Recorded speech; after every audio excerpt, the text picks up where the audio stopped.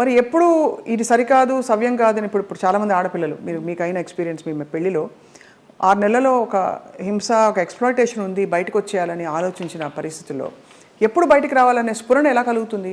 Because భరిస్తాం సర్దుకుంటాయన్న hope ఉంటుంది. ఆ స్ఫురణ ఏం చెప్పిన మాట వినాలని మీ గైడెన్స్ అడుగుతున్నాం. మీరు డైరెక్ట్గా పడ్డ వ్యక్తి కాబట్టి మీకు అర్థమైంది కదా ప్రశ్న. అది మన రాతలో ఉంటుంది, ఏదో అదృశ్యవాణి చెప్తుంది మనకి, భరించావు చాలు, ఇంకా ఇది చెయ్యి అని గైడెన్స్ వచ్చేస్తుంది అని. నాకు బ్లైండ్గా వెళ్తాను నేను అంతే.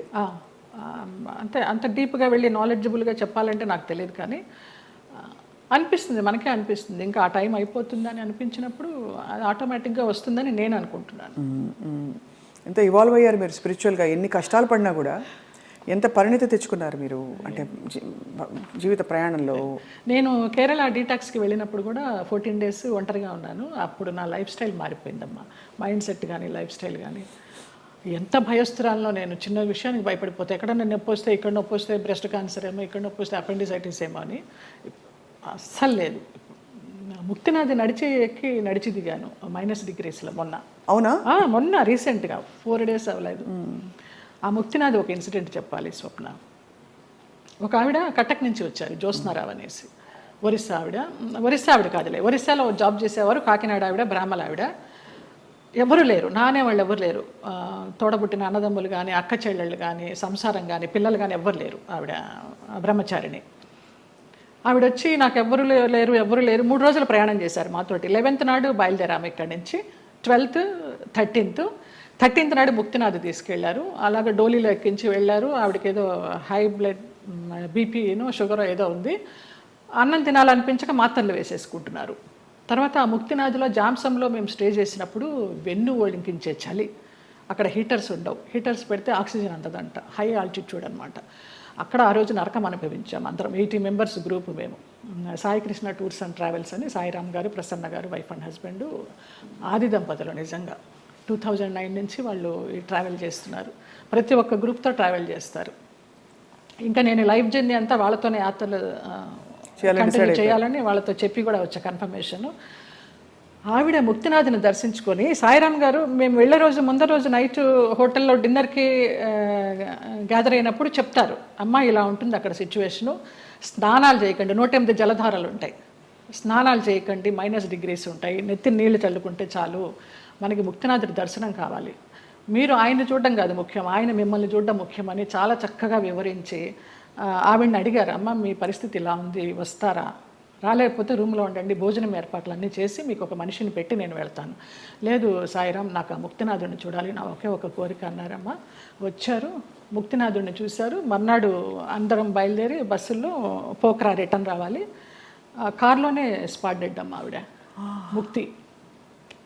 ముక్తినాథుడు అన్నందుకు ముక్తి మోక్షం. ఎంత అదృష్టవంతరాలు, ఎవరు లేరని 80 మందితో ప్రయాణం చేసి 3 రోజులు ముక్తినాథుని చూసి 4వ రోజు పోయింది. అసలు అద్భుతమైన సంఘటన అయితే నాకు, నేను మర్చిపోలేను ఈ యాత్రలో.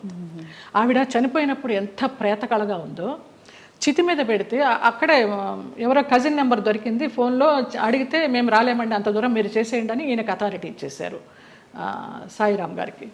అక్కడ ఆర్మీ సహాయంతో ఆయన మన హిందూ సాంప్రదాయంలో ఆమెకి దహన సంస్కారాలు చేస్తే, చితి మీద పెట్టినప్పుడు ఆవిడకి ఫోటో తీస్తే ఎంత చిద్విలాసంగా ఉందో తెలుసా అమ్మ ఆవిడ ముఖం. చనిపోయినప్పుడు ఈ 4 బయటకు వచ్చేసి కళ్ళు తేలేసి ఉన్న మనిషి హాయిగా అలా ఉంది. అసలు అది జన్మలో మర్చిపోలేను. అంతకుముందు రోజు అడిగారు, ఎవరికి ముక్తి కావాలంటే 2 చేతులు ఎత్తా నేను, ఏం మీకు లగేజ్ లేదా అని అడిగారు. నాకు ఏ లగేజ్ లేదన్నాను. అంటే వెనకాల బంధాలు లేవా అనేసి. మీరు అనుకుంటే కాదు దేవుడు అనుకోవాలి, ఆయన ఎవరికి ఇవ్వాలో వాడికే ఇస్తారు అనేసి. అలాగా ఆవిడ అదొక అద్భుతమైన సంఘటన. ఆనందించాం, ఆవిడ పోయినందుకు బాధపడలేదు. ఎంత అదృష్టవంతరాలు, ఎంత చక్కని అనాయాసన మరణం అంటారు కదా, అలా. కార్లన్నీ ఆగినా ఏంటనంటే పోయారు. అంటే భగవద్ దర్శనం అయిందా అని చాలా మందిని అడుగుతాం.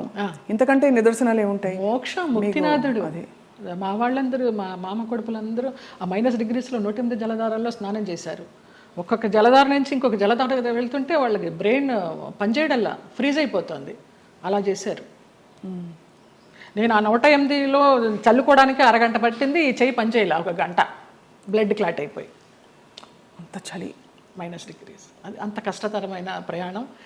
ఎంత చక్కగా వెళ్ళొచ్చామో వారి ఆధ్వర్యంలో. ఈ సందర్భంగా ఆ దంపతులకు పాదాభివందనాలు.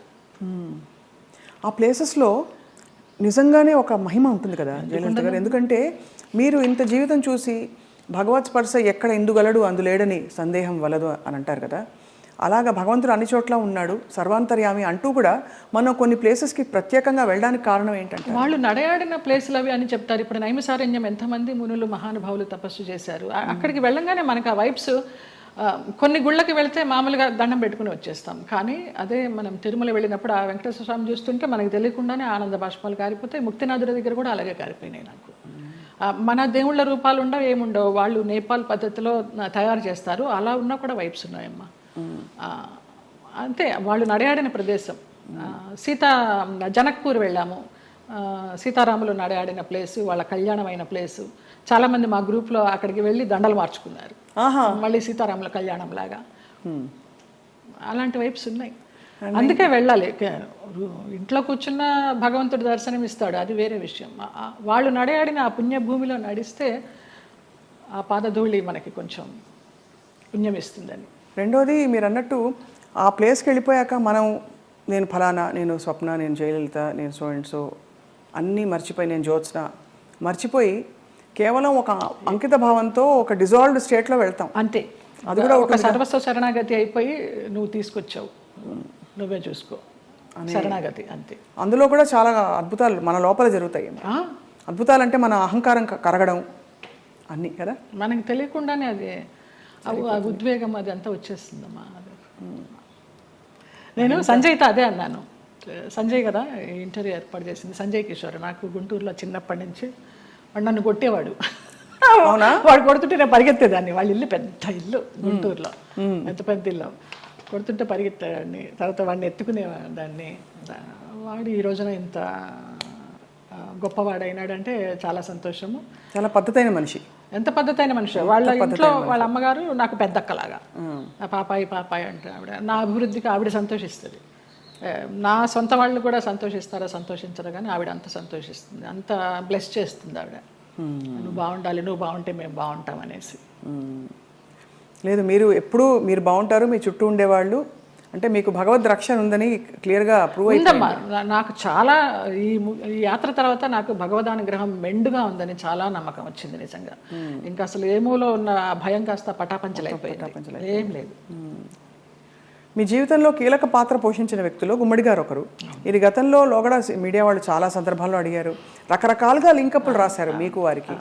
అసలు అంత లింకప్ చేయాల్సిన అవసరం ఎందుకు వచ్చింది? అంటే మీరు కేవలం వెళ్ళి ఇప్పుడు ఒక మనిషి ఇంకో మనిషి సేవ చేయొచ్చు, చూసుకోవచ్చును, స్త్రీ పురుషులు కావడంతో అలా రాశారు. ఏ స్త్రీ పురుషులైన వయసు భేదం లేదమ్మా. నా తండ్రి వయసు ఆయనకి. మేము సినిమాలన్నీ మానేసుకొని పొద్దునైతే ఆయన ఫోన్ చేసి, నా గొంతు పొద్దున్నే కొంచెం మగవాడి వాయిస్ లాగా ఉంటుంది. పొద్దున్న లేవగానే ఫోన్ చేస్తే బాచి అనేవారు. బాచి అనుకోండి, బాచి లిఫ్ట్ చేశాడు. బాచి కాదండి నేనే జయమ్మ అంటే, జయమ్మ నీ గొంతు ఏంటి అలా ఉంది, మంచు మార్గే గొంతులాగా ఉంది. ఇంకొక ఎవరినో పోల్చేవారు అనమాట. ఏం చేస్తున్నావు ఇవాళ, ఏం తీసుకొస్తున్నావు వంట. అలాగా ఆయన్ని మేము అభిమానించి, మహామహులు, వాళ్ళ సేవ చేసుకోవడానికి పూర్వజన్మ సుకృతం ఉండాలి నిజంగా. తల్లిదండ్రి లేరు, వాళ్ళ ప్లేసుల్లో వాళ్ళని ఊహించుకొని, ఆ లెజెండ్స్ వాళ్ళు చేసిన క్యారెక్టర్స్ ఊహించుకొని, మనకి ఇంత గొప్ప అవకాశం వచ్చిందే, వారితో కూర్చుని భోంచేసేయడం కానీ, వారితో కూర్చుని పేకాడడం కానీ, వారితో కూర్చుని వైన్ తీసుకోవడం కానీ. నా కోసం సులాని ఒక వైన్ బాటిల్ తెప్పించేవారు రోజు 8 జందలు పెట్టి, ఇది నీకే, ఇది జయమ్మకే, వేరెవరు ముట్టుకోవద్దనేసి. అంత అభిమానంగా కొన్ని సంవత్సరాలు, ఒక 4-5 సంవత్సరాలు జర్నీ చేశాము. ఇప్పుడు అటు నుంచి వెళితే నాకు ఆ ఇల్లు చూస్తే మాత్రం ఏడుపు వస్తుంది. అవును, మీరు చెప్పారు. అంత మంచి. ఆయన కుటుంబ సభ్యులు ఎవరు లేరా ఆ టైం? ఉన్నారు, ఎందుకు లేరు. ఆయన కూతుళ్ళు, బిడ్డలు, కొడుకులు. ఒక కొడుకు US లో ఉండేవాడు, ఒక కొడుకు చెన్నైలో. వాళ్ళెవరూ సరిగ్గా చూసేవారు కదా. నా ఫోన్ నుంచి నేను ISD చేసి ఇచ్చేదాన్ని అమ్మాయికి మాట్లాడడానికి, కొడుకు పుట్టినరోజు అంటే విష్ చేయడానికి కానీ, లేకపోతే ఆయనకి ఏదైనా బాగాలేకపోతే చెప్పడానికి కానీ. ఎప్పుడైనా వాళ్ళందరూ మిమ్మల్ని, ఆడపిల్లలు వచ్చేవారు. ఇక్కడ సాంబమ్మ అని ఒక ఆవిడ ఉండేది, ఆవిడ వచ్చి చూసిపోతూ ఉండేది. శారద బెంగళూరులో ఉండేది, ఇప్పుడు ఇక్కడే షిఫ్ట్ అయిపోయింది. విజయమ్మ చెన్నైలో ఉంటుంది, ఇంకొక చిన్నమ్మ అమెరికాలో ఉంటుంది, ఒక ఆవిడ క్యాన్సర్తో పోయింది. ఫోన్లు చేస్తూ ఉంటారు, కానీ లాస్ట్లో ఆయనకి ఒంట్లో బాగాలేనప్పుడు ఆయన పక్కన అంబులెన్స్లో కూర్చుని హాస్పిటల్లో జాయిన్ చేసింది నేనే. ఇంకా ఆయనకి వెంటిలేషన్ తీస్తారనగా జయ ఇట్రా అనేసి నన్ను ఇట్లా గుండెల మీద పడుకోబెట్టుకున్నారు, పోయినారు. ఫస్ట్ పోయిందని తెలిసింది కూడా నాకే. మీకే? ఆ పోయినప్పుడు ఇంకా నేను బయటకు వచ్చేసాను. ఇంకా ఆ తెల్లవారుజాము నుంచి వాళ్ళ పిల్లలు రావడం అది. అక్కినేని నాగేశ్వరరావు గారు అన్నారు, ఆయన పోయిన తర్వాత అక్కడ నుంచుని ఉంటే పిల్లలందరినీ పలకరిస్తూ నా భుజం తట్టి నీకు చాలా లోటు గుమ్మడి గారు పోవడం అన్నారు. నమస్కారం. మహానుభావులు వాళ్ళంతా.